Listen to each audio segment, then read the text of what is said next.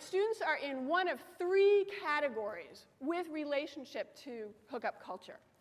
The first is we've got a group of people. This is for you to ask questions later, so be thinking about a question or a comment for later. I've gotten some real doozies from Fairfield students in the past, so I will remember some of those. But anyway, so think of a good question, okay? So the first is, if you imagine like the student population as like a pie, right? We got, I would say, I don't know, a piece of the pie that is like, that's like a piece of pie that I would eat, not like what a guy would eat, like a normal-sized piece of pie, right? A piece of the pie that, of that population is doing what I call, they're in pseudo-married couples. You know these people? They're sort of in relationships. They're always together. You know them? Maybe you're one of these people. The thing about pseudo-married couples, they're like playing house in college, right? Sort of, they always know what each other thinks. They can finish each other's sentences. They're sort of hanging out all the time. The thing about pseudo-married couples is we hate them. I really hate them. I mean, I personally do. They're sort of happy a lot in annoying ways. They're kind of like, oh, you don't know what you're doing Friday night? I know what I'm doing Friday night. Right? From my point of view, these people are so blissfully happy all the time.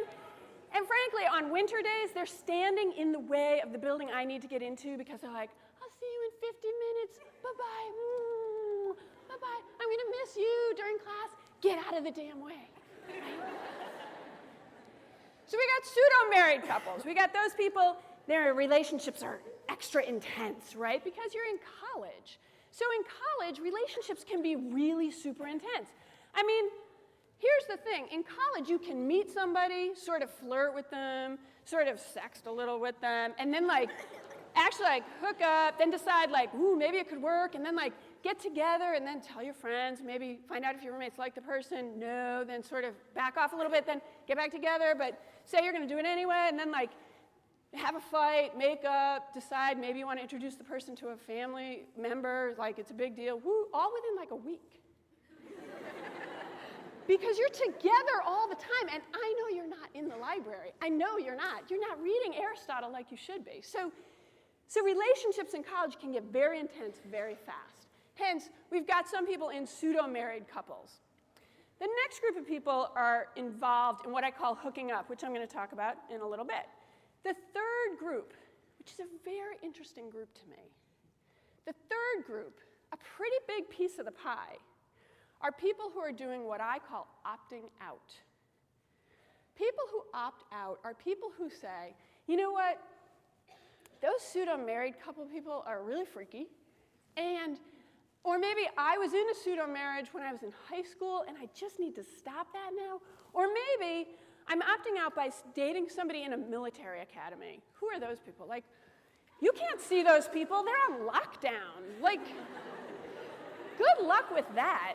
You know, that's a sort of a form of opting out. Like, oh yes, I'm dating somebody at West Point. Like, good for you. I don't know. Or I'm dating somebody who goes to school in California. You know, guess what? They're cheating on you already. Like, it's, no, they're not. No, it's only September. Definitely by Thanksgiving. But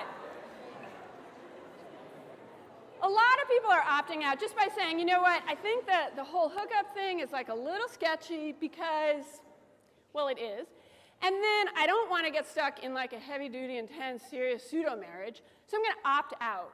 And people who opt out tend to be the people who are sort of like, I have to join 18 clubs and go on 3 service trips this year, and I have to be like an A student in everything, because you got to put all that energy into something.